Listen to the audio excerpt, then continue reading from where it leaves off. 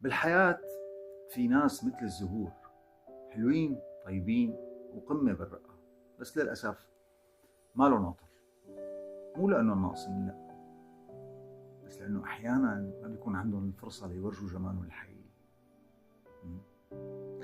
في ناس ما بتنقصهم الروح ولا الطيبة ولا حتى الجمال الداخلي حتى، بس الظروف ما ساعدتهم، الدنيا ما أعطتهم الفرصة اللي يستحقوها.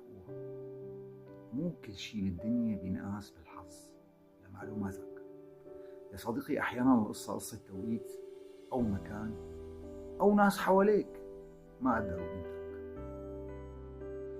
بكل الأحوال ثق تماما إنه الزهرة اللي ما لها زهر بتضلها زهرة، والفكرة إنه لما تجيها اللحظة الصح ممكن تكون عطر لكل الدنيا بحضورها، بتعطر كل الموجودين بحضورها، بتكون قمة بالأداء والرائحة والجمال.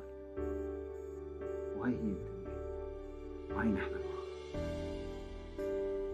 نشوف